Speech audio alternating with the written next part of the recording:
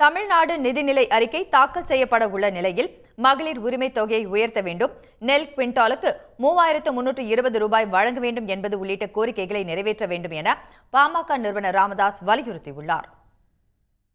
தைலாபுரம் தோட்டத்தில் செய்தியாளர்களை சந்தித்த ராமதாஸ், அரசு கல்லூரிகளில் 4000 உதவி பேராசிரியர்களை நியமிப்போம் என்ற அறிவிப்பை அரசு நிறைவேற்ற வேண்டும் என்று கேட்டுக்கொண்டார். சத்தீஸ்கர், ஒடிசா உள்ளிட்ட பிற மாநிலங்களில் நெல் கொள்முதல் விலை உயர்த்தப்பட்டுள்ள நிலையில் தமிழ்நாடு அரசு குவிண்டால் ஒன்றுக்கு 1000 ரூபாய் உயர்த்தி 3320 ரூபாயாக வழங்க வேண்டும் என்றும் ராமதாஸ் வலியுறுத்தினார்.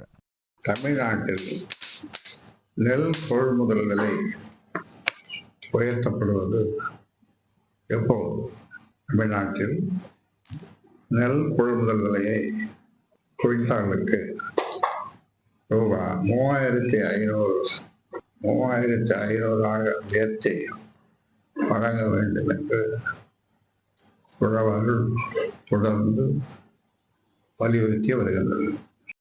தமிழ்நாட்டில் 2,25,00,000 குடும்பங்கள் உள்ளதாக குறிப்பிட்ட ராமதாஸ், அவர்களில் 1,16,00,000 குடும்பங்களுக்கு மட்டுமே மகளிர் உரிமை தொகை வழங்கப்படுவதாகவும் அந்த தொகையை 2000 ரூபாயாக உயர்த்தி வழங்க வேண்டும் எனவும் கேட்டுக்கொண்டார்.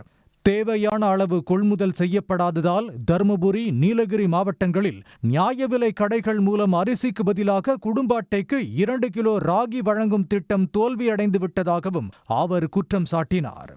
இது தவிர தடுப்பணைகள் கட்டப்படவில்லை, புதிய பேருந்துகள் வாங்கப்படவில்லை, 1 மெகாவாட் திறன் கொண்ட காற்றாலைகள் அமைக்கப்படவில்லை என அடுத்தடுத்து பல்வேறு குற்றச்சாட்டுகளை முன்வைத்த ராமதாஸ், ஏற்கனவே பட்ஜெட் அறிவிப்புகளில் செயல்படுத்தப்பட்டவை குறித்து வெள்ளை அறிக்கை வெளியிட வேண்டும் எனவும் வலியுறுத்தியுள்ளார். உடனுக்குடன் செய்திகளை தெரிந்து கொள்ள சன் நியூஸ் பெல் ஐகானை கிளிக் பண்ணுங்க.